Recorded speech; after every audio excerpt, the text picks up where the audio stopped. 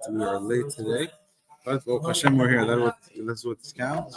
So, our dear Yaakov Naftali ben Yehudit, he asked us very good questions. So he asked two questions. One question was, how come Yaakov, he worked 7 years to marry Rachel, and then he got tricked at the night of the wedding, and then he ends up with Leah. So we see there's a big issue here.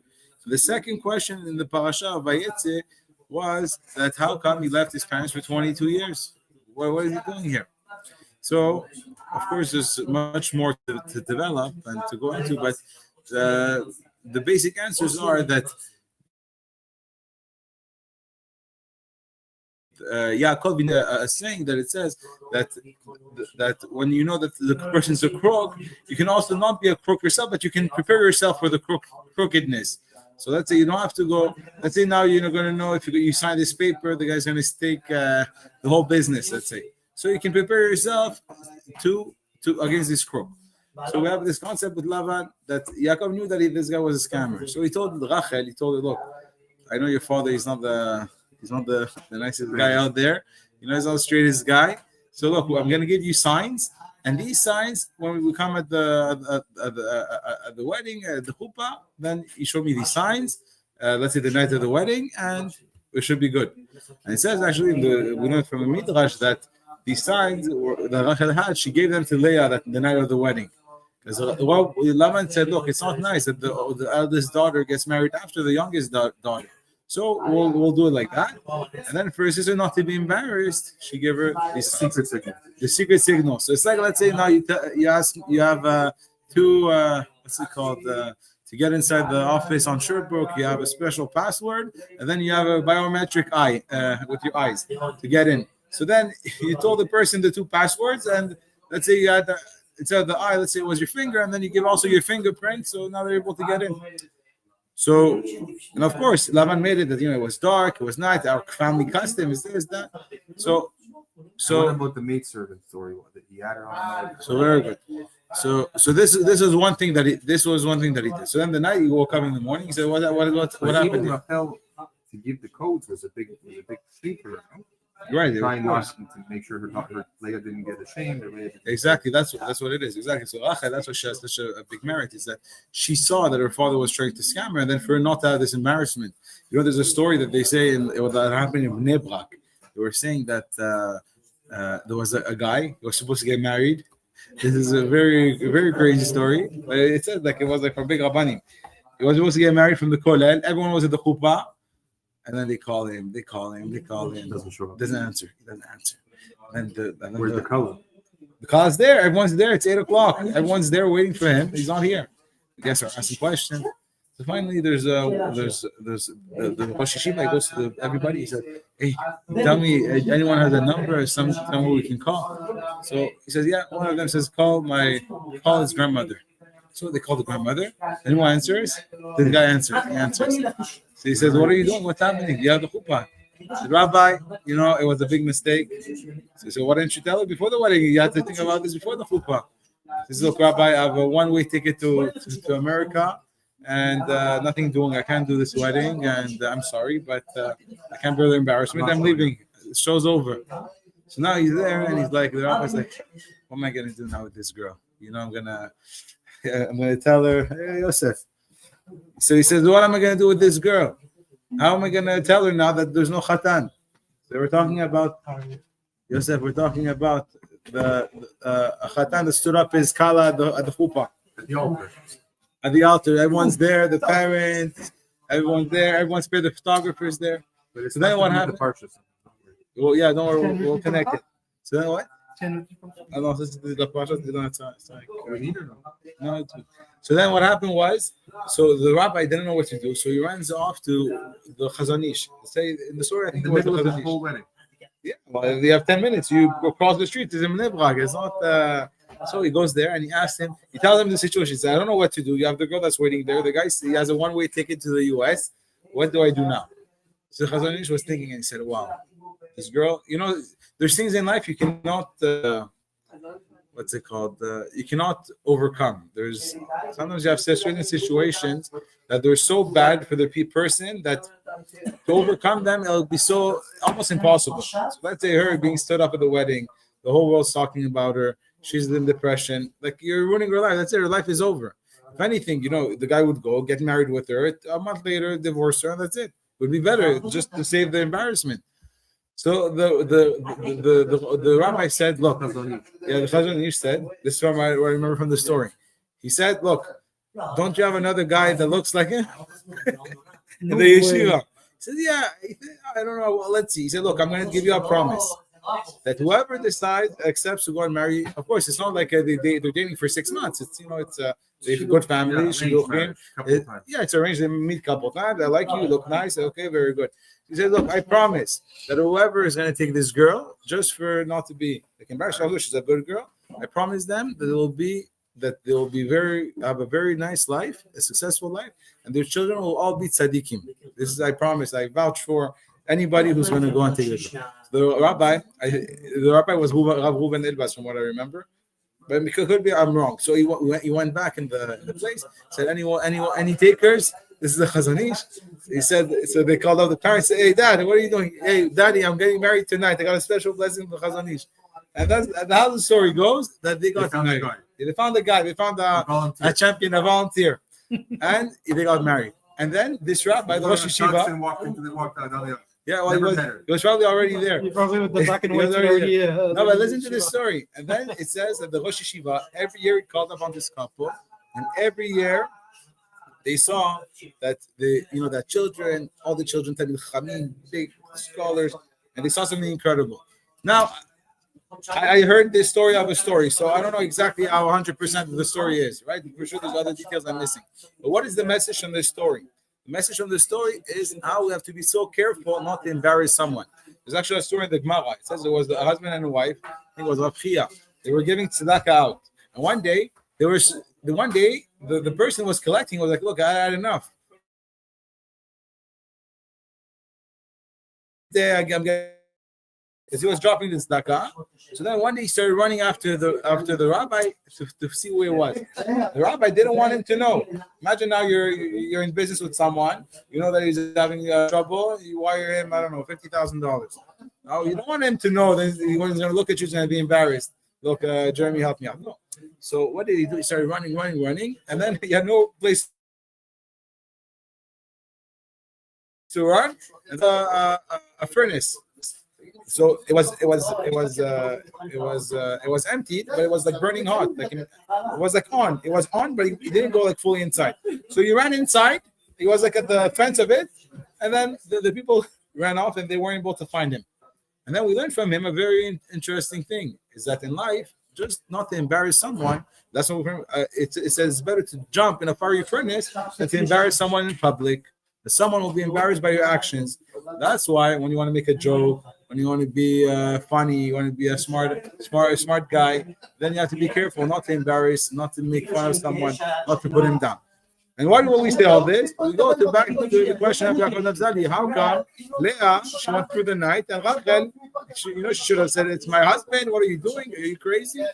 But they saw they had no choice, and therefore she did the best out of it. The secret code to the But it's because she felt embarrassed for her sister that she would get married first. That's why she let her get married, no? No, so she didn't. That's Lavan. What was his scam? But even nowadays, like you shouldn't get fooled. That if let's say you have a younger sister, of course, yeah, of course, it's a bit taboo. Yeah, but it's not. It's what we learned from Lavan, right? So it's not.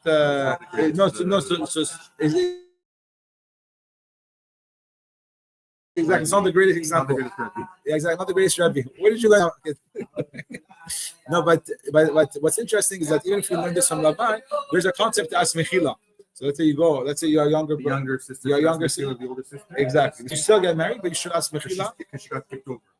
Right, exactly. And also maybe there's a sense of not a lack of respect, but there's a sense of let's say the guy is 30 years old, 10 years trying to get married, and now the baby's 20, they're getting married. So just a sense of maybe of makes him feel bad. So there's Now, second question of Yaakov Naphtali was what? I don't understand. Mr. Yaakov is a big tzaddik, right? Not only is a big tzaddik, it says that he says when he met Lavan, when he met Esau, wanted to kill him. He said, "Be careful. In Lavan garti, v'tarag mizvot shamachti." Don't worry, I went with Lavan, but I didn't become a crook like him. I kept all the mitzvot. So now we ask, how did he keep all the mitzvot? We know for sure there's 2 mitzvot he didn't keep. What are the 2 mitzvot? And Shvitat Haaretz. Just live in Eretz Israel. To live Torah. According to the Rambam, it's a mitzvah d'oraita to live. You walk there. You walk every step. What are you doing? You're training every day. 7 years it was okay. First 7 years wasn't such a big problem. So let's get into it now. So now what happened with Mr. Yaakov? He left 22 years. Only that is his mother tell him, go for a few days. Go for a few days. Find yourself a wife until your brother comes down from his anger. Now we see he left for so many years. It says that when he left for those 22 years, it said it took him 1 year by the time that he had to leave until he got to his place. Let's say the whole travel. Then he was by Laban. The first 7 years he worked for who? For Rachel. Then he got scammed. And he got Leah. Okay, but then he could have gone. Now he had both wives. Yeah, but my friend, Yaakov, what's the problem? You said for something. No, you worked 7 years for Rachel. Yeah. Then after Rachel, but I have good news for you guys. He didn't marry. Then Leah got right. Yeah. He didn't have to wait another 7 years to marry Rachel. That's what we wanted. That was his bride. That was No, his but, share. yeah, but he didn't wait 7 years. He waited 7 days after Sheva Brachot. He said he got married with Rachel, and then he had to work 7 years. But he didn't have to wait. Oh, he had her right away. Yes, exactly. Yes. It's written somewhere. Yes, of course. Yeah, because then it would be terrible. He wanted the wife. Then he has to work another 7 years like that. But he worked 14 years. But what's the problem now? When he has a big family and he has a wife, his children, what is he missing now? What does he need? Parnasa. What Lavan? What? Just has to give you the crook. Back in Israel. What? Would be worth over there? No, I mean, by the time that No, he to was be able to travel, he needs money. No, he had no money for donkeys, he had for the nothing. carriage, for this. He had nothing. It's like he had He nothing. didn't have money to go back to Israel. He had zero. He had nothing. Now he was with his wives and he has children. Now he's by Lavan. So now for 6 years you went and you worked, and that's actually we have a rule. And that's actually With the computer. La semaine prochaine, je vous emmène d'Afrique. Demain matin, je suis là. Non? so us three reasons that a person can leave Eretz Israel. So what was the answer? Why is he waiting extra 7 years? My friend. Step by step. I got distracted by the pizza. Well, we said but now we said we have 3 mitzvot. We are allowed to leave Eretz Israel. Yeah.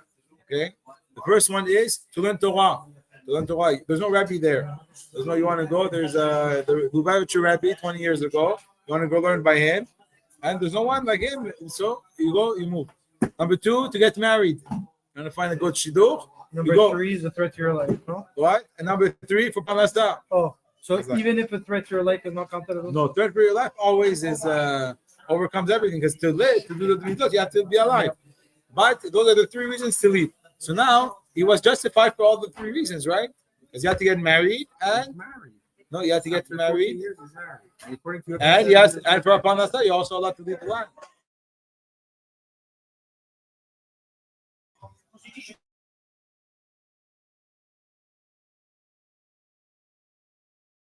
Was already fulfilling 2 mitzvot, and when you're fulfilling mitzvot,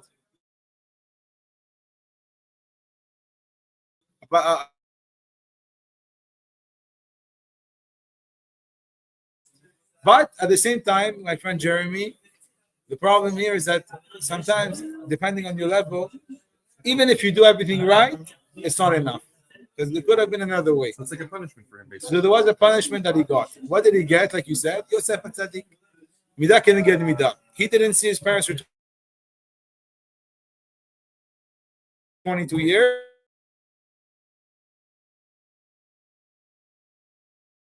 But I'll tell you something. Yaakov, if you put in writing, He's one of the such best. a difficult life. Such a difficult life. No, the best of the best. with the worst life. They say Anyone, he's one of the better. They call him one of the biggest forefathers. well, definitely we have to say that because I mean everyone's the greatest, but it goes like we said last week, Tzaddik ben Tzaddik. Now Yaakov, since he was a Tzaddik, his father was a Tzaddik, and his grandfather was a Tzaddik, then Hashem automatically was able to go and put into him the Shvatim, and that we can all continue being the Jewish people. Not only that, is that he was third generation Tzaddik. exactly. I think there's a chazakah. Now you know I can trust you. It wasn't a fluke, with Abraham. Not only that, also, for example, Abraham, he had 2 children, Ishmael and Yitzchak, right? Ishmael, he went off. Then you have also Yaakov and Esau. So but the only ones who kept and were Shomer Torah Mitzvot and were the 12 tribes. Everyone was tzaddikim. Very good. And there's also something else, is that when we're going to hear stories in the Torah, we shouldn't feel that because we hear these stories, we shouldn't feel since we hear these stories that it makes the person a tzaddik or a rasha. Meaning, let's say now we see this. There was a sale of Yosef. It's okay. They sold them. How did they sell for a pair of shoes? How did they sell their brothers? We see with Miriam, she spoke bad about her brother. We see with all kinds of tzaddikim. We see with Shaul, he didn't kill the people of Amalek, and then he got moved as a king. Because everything was done with the pure intent. Nothing was done for because when someone is a bad person, they're doing it for bad reasons. But these people, they were doing it thinking that it was in service of Hashem, but they were just wrong. So there is a concept like that. Let's say with the brothers, that they really thought that Yosef was chayav mita because they said that he's like and vice versa, that he went and ratted on them. He thought that they were eating from the live animal, but they weren't. No, right. You know what I mean? I hear this point because you can also say this about Miriam when she spoke bad about Moshe. She didn't think she was doing wrong, but at the same time, we learned this in the Gemara in Makot. It says, I don't understand why did Avimelech have to get killed? Right, 2 weeks ago, he took Sarah. Hey, Mister, is it your wife or is it your sister? No, it's my sister. Okay, very good. Come in my house. And now Hashem comes in his dream. He tells him, listen, Mr. Avimelech, be very careful because you're gonna die, and anyone who touches it will die. And then everyone was hit with, but now my question is, what did Hashem tell him you're gonna die? What did he answer Hashem? Said Hashem, I didn't know. The guy told me it was his sister. No, so Hashem told him, if you touch her, you would die. It's good that you didn't touch her. That's why I came to you. But let's say you would touch her, you would still have to die. Why? Because he kidnapped her. No, yeah, you're right. But one of the many. No, he kidnapped her. But let's say now we don't go by this, right? So you hear the question. You hear the question? We have a big problem here. Why was he going to get killed? What did he do wrong? He wanted her. He liked her. Yeah, but because Hashem went to him, he said, don't touch her. If you touch her, you're going to die. Let's say he would touch her. Let's say he would have relations with her. What would happen? He would die. He would get killed. And what would he get killed? It's an accident. He didn't know. Yeah, because he heard those small screeches. Very good. So we have a rule. He had to learn, and he didn't learn. What did you have to learn?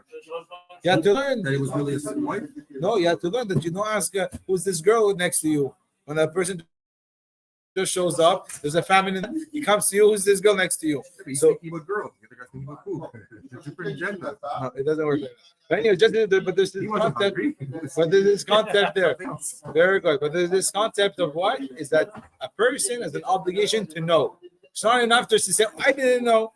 That's why if the person's a murderer, he goes on the street, he goes through a red light, he kills someone. I didn't know, couldn't drive through a red light. He kills someone. He's considered, according to the Torah, a murderer. Rotzeach, the Torah calls him. He has to run away to his city of refuge. And if he gets caught, he can get killed. It's not a joke. Just because, I didn't know. Who's that? Because you don't know, then you're sorry. What did you do with this business? I didn't know. You're not allowed to not pay the duties. I didn't know that. Okay, very good. Now to go back to what happened with Yaakov, another concept very important. It's a concept of duality. How do we know that Yaakov was so great? Thanks to who? To Mr. Esau. Why? Because whenever someone can achieve very big heights, he needs to have on the other side an enemy or someone that will be able to lead him astray. So, for example, we see this equal, but in the negative. Exactly, Chazak. It's like we see with Bilam and we see with Moshe Rabbeinu. We see this with Yosef and Zelicha, the wife of Potiphar. Imagine Yosef, wow, 17-year-old, good-looking boy, just got sold by his brothers. Now he shows up there. The woman every day she's changing herself. It says that the clothes at night, like 5 times the clothes at night were not the same as the clothes in the morning. And she don't work. She doesn't go shopping. She doesn't go to the malls. She doesn't do nothing all day. Hi, Mr. Yosef, how are you? You're doing good. Now he had all the reasons to go and Abdullah with her every day. Temptation. Now Yosef, what do we know about him? It's only because he was able to overcome this test. Now let's see, he wouldn't overcome this test. We would never hear about it. No Yosef, no story, no nothing. The Jews will not go in Egypt. They will go probably in another land, find their food, and show's over. There's no Yosef. His life is over. And so a person always has to be careful with the Avirah, because we don't know the consequences that were brought up because of this Avirah. So not to go back. So we see that Yosef is only great thanks to who? Thanks to his enemy. Abraham Avinu, the same thing. Who was his main enemy at the beginning? Was Nimrod. Nimrod was the king. He built cities and everything. Now he comes against Abraham. He says, "Do Avodah Zarah. I'm going to burn you." He shoots him in the hot furnace. You see, there was a miracle for him.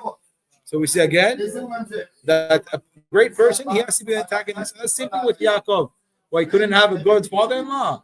Hey, my son, how are you, my son? Come, I'll buy you a house. Don't worry, I'll take care of you. Learn what you want to learn. Don't worry, we'll get you all the sfarim. There's an Ota Chokhmah. Have a special USB, 120,000 sfarim. We'll get you Sefaria. We'll get you this. Don't worry. And nothing. No money, no nothing. Everything he tries to scam him here and there. There was nothing good. Nothing good came from Mr. Lavan. So why did Hashem do this to him? Esav. Go take the bracha from your brother. Who tells him this? Rivka, his mother. Go take the bracha now. For years, his brother wants to kill him. Well, big issues here, big problems. And if you go throughout their life, it says that even that there's a big question in the Gemara. It says, "Well, I don't understand. How come in the Midrash? How come he didn't get any money, Yaakov, when he left to go to Lavan? He was poor. He didn't have a penny." That's why Lavan was very mad at him. He's like, "I don't understand. You come marry my daughter, you don't have a penny." Yeah, what's happening here? So it says, the Midrash says that there was Eliphaz, the son of Esav, actually came to Yaakov and he wanted to kill him. But he robbed him before he got to Lavan. That's why he had no money. No, right. No, so Yaakov, he told them, "Look, I'm your rabbi. Well, you can't kill me." He said, "Look, my father told me I have to kill you. I'm here, I have to kill you." So he says, "Look, let's do something. I'll give you all my stuff, all my clothes. I'll give you everything I have, and leave me alone." And we have a rule in the Gemara. It says, a person who has nothing, right, who's so poor that he has nothing, he's considered like a dead person. Has nothing. It's a very, very low state. He doesn't have clothes on himself. So you let him live. So he had nothing. And then we go after with Yaakov. What happened with his wife? He had children. He had problem with children. Then his wives were fighting one against each other. Then he had the Reuven, and then he had all his children, and then Yosef was difficult to have him. And then they sold Joseph. 17 years in Etzion, they told him he was dead. Wow, you see his life. I think one thing you want to feel good about yourself. I think you feel down a little bit. You're like, you know what's happening in my life? I didn't get this deal. I didn't do this. I'm tired. I saw too many pizzas today. So, you open the Chumash. Wow, Yaakov Avinu. Oh, right away you feel better about yourself. Wow, look at this crooked father-in-law. After 14 years, he has grandchildren. He tells them you have to work 6 years to make some money. Now we had a deal. What was the deal? The deal was all the animals that come with a blemish, they're gonna belong to Yaakov, and all the good animals are gonna be to Lavan. The whole animal was born after that, or yeah. That was the bracha. That's the bracha. That's the chidush. That's the chidush. The chidush is that Hakadosh Baruch Hu, for what tzaddik, the 1% will always happen. Doesn't make sense. There's this, the mortgage, and this, and the numbers. Nothing makes sense. And he needs this for this date and right before Shabbos, because then there's everything falls in place for him. Everything beautiful for him. Now the same guy, he does everything perfect, all the documents, everything, nothing works. And that the bracha of Hakadosh Baruch Hu. Now, something very important we have to see from Yaakov Avinu is that why did he have such a difficult life? For someone to be great, he needs to go through obstacles in life. You cannot be great if you have nothing doing in your life. everything is okay, everything is good, the bank account is okay, the wife is okay, everyone's okay. And there has to be somewhat of an opposition. It can be sometimes in religion. You're trying to be at tzaddik, you come to learn, and then you're surrounded by one wicked more than the other. How do I live with these people? How do I get influenced by these people? How can I influence them? Then it can be other things. Maybe it can be, look, I try to do something good. I go home, my wife, she tells me, well, you have to go learn. Why don't you put the kids to sleep? Right? So a lot of things, but it says, and that's what the Chamim say, that your best friend is who? Your wife. Why? Because she's the one who's going to be able to make you into a mensch, to make you someone good. Because she's the one who knows you. No one's going to tell you what they think about you. But your wife will. Very good. Now, I have a big question in this parasha. It says that Yaakov, as soon as he saw Rachel, he fell in love with her. He was, wow, he loved her. Even Rivka, when Yitzchak saw Rivka, that's it. It's like he had appeasement from the death of his mother. Right? And then we saw, so we see, what's happening here? How do you have this so much love for a human being? Shouldn't you have all your love for Hashem? You should love Hashem with all your heart. So the answer, the Miller was speaking about this, he was saying that in reality, Hashem, he loves the Jewish people. He loves us. And now if someone's going to tell you, oh, maybe there's racism, maybe, what, do you think because you're Jewish you're special? Yes. I don't think. It's within the Torah. Hashem says in the Torah, I love you. I love you. I love your children. I love Am Yisrael. Why? Because of Abraham, Yitzchak, and Yaakov. They went and they followed my ways. And they taught their children after HaKadosh Baruch Hu. They taught them the mitzvot. They taught them everything good. And I love them. I have a special bond and relationship with them. And now this will go back with this very beautiful mitzvah. Right? You have to love your fellow Jew. Now the problem with the liberals is what? We say it in live filming, we're not scared. What's the problem with the liberals? That the liberals, they tell you they love everybody. But in life, if you love everybody, that means you love nobody. There's no such thing as you loving everybody. And love is not something that you can, it's easy to talk. I love everybody. But it's how you feel in your heart. And therefore, Rabbi Miller says, if you want to be Mekayim this mitzvah, you have to start with one Jew. And he said, don't start with the Jew that walks on your lawn, that calls the cop on you, that's being difficult with you, that owes you money. Don't start with that Jew, because this one sometimes is going to be more difficult. Start with someone that's going to be closer to you, your wife. Start making sure that you love your wife. That means not that you get along with her, not that you tolerate her, not that you have good hobbies together, but he says this mitzvah of loving your wife. And the Gemara says like that. A husband is obligated to love his wife, and he's obligated to honor his wife more than himself. So we see this obligation. And now my question is, why do you have to love someone? Because HaKadosh Baruch Hu loves them, and even if they have imperfection, and even if they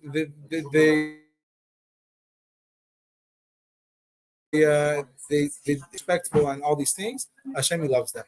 People that keep Torah, they do mitzvot, they have Avirat Shamayim. People that keep Torah. Now, no one's perfect, so of course people are going to do avirot here and there. But just the general Jews that believe in HaKadosh Baruch Hu, when they do the mitzvot, you have an obligation from the Torah to love them, and that's why we learn from Yaakov Avinu now. When he loved Rachel, he said, "Look, this is going to be my mate, so we're going to be able to go and build together." Now, you have to go soon. No? Did he love Leah? Cool. Very good. So Yaakov, he loved Leah. But his main love was for Rachel. And imagine she has to live her whole life knowing that she's like the second-class citizen. Right, exactly, and that's why Hashem. Well, imagine the maids of Leah and the maids of. But maids already knew their maid. That's a foregone conclusion. Very good question. But it's interesting your question, because it says that Leah, she was. That's why Hashem, He gave her more children, because Hashem is always calculating. He sees the suffering of the person. So according to the suffering of the person, Hashem wants to go and give them nechama. So that's why she had at the end 6 children. There's actually a midrash that says that she actually prayed because she was supposed to have a 7th child. Who did she have? Dinah. And it says that when she was pregnant with Dinah, she cried to Hashem. She said, Hashem, please, you cannot make it that this child will be a boy. It has to be a girl, because if I have a boy, then my sister will only have one. And the servants, We'll have two children. It doesn't work. At least that she should be like the maidservants, right? And also we see at the end that Leah, she was buried with Yaakov, right? It wasn't Rachel buried with Yaakov. So we see that it's true that Yaakov, he had a bigger love That for was Yaakov's plan. of what? Of being buried with him? Yeah. I don't know if that was his plan. It's a good question, but if you go to the Hebron, that's how it was. That she was his main wife. People go to Kever Rachel. That's what they do. Yeah, but Rachel died on the way. She didn't. She wasn't buried with him. But definitely there were huge tzaddik, and there's a lot to learn from. There's a lot to learn from them. But we see also from Rachel that Rachel she was also an akara. Right? And we see Rivka, Sarah. What's happening? No one is able to have children. It's like we saw in the last week's parasha is that Kadosh Baruch Hu wants the prayers of the tzaddikim. He wants us to pray. He wants us to get close to Him, right? And then when a person prays, they understand that the only one who can help them is Kadosh Baruch Hu, right? That's why many times there was a story. There was a very famous story like that, and it's incredible. There was a woman. She tried to have children. She tried everything. It was like around 80 years ago. They don't have the same technology yesterday. It was very difficult. And she went to a special doctor in Germany, and she waited 4 months. And it's that Hashem, all the women that can have children that should have children with Hashem. It's hell. It's hell on earth for a woman who can have children to live with. It's horrible. The feeling, the sadness. So 18 years she's married, no children. Finally, she gets a letter from this doctor. That was her last hope. And she gets the letter. And when she gets the letter, she reads, listen, Mrs. Cohen, this is to inform you that we did all the tests and it's impossible for you to ever get pregnant. So she was reading this letter and she was so sad. But while she was reading, her father was learning next door. And then she went outside and she started crying outside. So her father, he got up after learning to go to Mincha. And he went outside and he asked her, no, he told her like that. He said, I see that you're crying. If you went out because you didn't want to disturb my learning to cry outside, you will have a child next year and it will be a big tzaddik. He told her like that. He said, because if you're able to overcome your emotions, because you're thinking, look, he's learning. He's doing a mitzvah now. I don't want to disturb him. You're doing something crazy. She's so sad. You're doing something crazy. How does that make sense? It's crazy. You cry, that's it. Okay, he's going to learn in 10 minutes. Well, it changes something. Yeah, it does change something. So she was able to do something crazy out of the ordinary. And he told her, if you did this for that, you'll have a child next year. Then next year, she had a child. And this child has, today, thousands and thousands of children and grandchildren that came from him. Who was this child? Rabbi Shalom Eliashib. Rabbi Eliashib. Dolado. One person, after 18 years, her mother didn't have children, and she had it. So we see that many times there are going to be a lot of difficulties. But those difficulties are because the reward is so great. The results are going to be so great. So it cannot come easy. For Yaakov to be the head of the Jewish people till today, it cannot just be, your life is a picnic. Don't worry. And the problem is that if your life is only a picnic, then you're not going to be able to grow. So very good. So we're going to leave it at that for the parasha. And if you want, we can do some alakha now or some questions if you want to go.